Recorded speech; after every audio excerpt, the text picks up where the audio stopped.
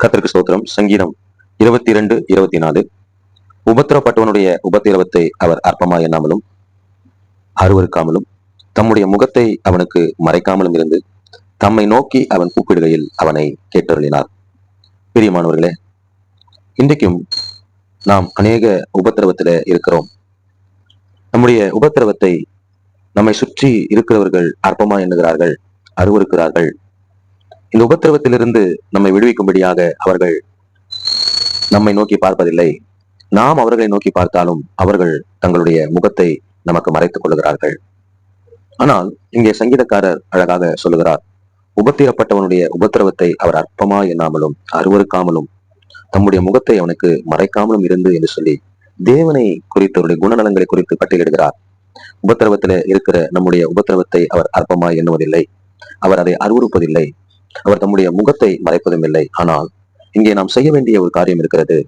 வசனம் இப்படியாக சொல்லுகிறது, தம்மை நோக்கி அவன் கூப்பிடுகையில், அதாவது நாம் எந்த உபத்திரவத்தில் இருந்தாலும், பலவீனத்திலோ, வியாதியிலோ, நெருக்கடியிலோ, போராட்டத்திலோ, துன்பத்திலோ, துயரத்திலோ, பிரச்சனையிலோ, இப்படி எந்த உபத்திரவத்தில் இருந்தாலும் அவரை நோக்கி நாம் கூப்பிடும் பொழுது நிச்சயமாகவே அவர் நம்முடைய வேண்டுதலை கேட்டு அதற்கு பதில் அருளுவார்.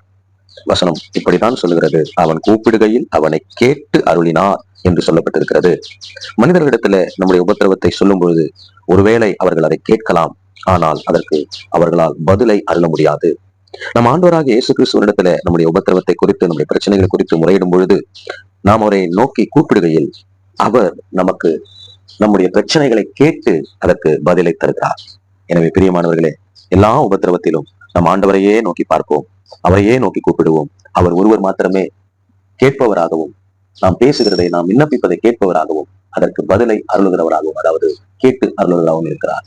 கர்த்தர் தாமே உங்களை ஆசீர்வதிப்பார். நாம் ஜெபிப்போம். தகப்பனே, இப்பொழுதும் ஆண்டவரே, உபத்திரவத்தில் இருக்கிற எங்களுடைய உபத்திரவத்தை அற்பமா எண்ணாமல் இருக்கிறவரே, எங்களுடைய உபத்திரவத்தை அருவருக்காமல் இருக்கிறவரே, ஆண்டவரே, உங்களுடைய முகத்தை எங்களுக்கு மறைக்காமல் இருக்கிறவரே, அப்பா, நாங்கள் உண்மை நோக்கி கூப்பிடுகிறோம். அப்பா, இந்த காலை வேளையில நாங்கள் உண்மை நோக்கி கூப்பிடுகிறோம். நாங்கள் உண்மை நோக்கி கூப்பிடுகையில் நீர் ஆண்டவரே எங்களுடைய விண்ணப்பத்தை கேட்டு ஆண்டவரே எங்களுக்கு காணப்படுகிற உபத்திரவத்தை மாற்றி அருளும்படியாக நாங்கள் ஜெபிக்கிறோம். அதை நீக்கி அருளும்படியாக நாங்கள் ஜெபிக்கிறோம். கர்த்தர் கேட்டு எங்களுக்கு பதில் அருளும்படியாக நாங்கள் ஜெபிக்கிறோம். இந்த காலை வேளையிலும் எங்களுடைய உபத்திரவம் ஆண்டவரை மற்றவர்களால் அற்பமா எண்ணப்பட்ட, மற்றவர்களால் அருவருக்கப்பட்ட, மற்றவர்கள் தங்களுடைய முகத்தை மறைத்துக் கொள்ளத்தக்கதாய் காணப்பட்ட எங்களுடைய உபத்திரவம் உண்மை நோக்கி கூப்பிடுகையிலே அப்பா அது கேட்டு அருளி மாற்றப்பட்டபடியினாலே நன்றி சொல்லுகிறோம். ஆண்டவரே, அப்பா, எங்களை அற்பமா எண்ணாது இருக்கிறவரே, எங்களை அருவருக்காதவரே, எங்களுக்கு தம்முடைய முகத்தை மறைக்காமல் எங்களை நோக்கி பார்க்க விருப்பமா இருக்கிறவரே, உமக்கு ஸ்தோத்திரம். அப்பா, நாங்கள் உண்மை நோக்கி கூப்பிடுகிறோம். நீ கேட்டு அருளினீர், விடை தந்தீர், எங்களுடைய உபத்திரவம் நீங்கினது. நன்றி, துதி, கன, மகிமை உமக்கு ஒருவருக்கே எடுக்கிறோம். இயேசுவின் அதிகாரமுள்ள நாமத்துல ஜெபிக்கிறோம் தகப்பனே. ஆமென், ஆமென், ஆமென். கர்த்தர் தாமே உங்களை ஆசீர்வதிப்பார்.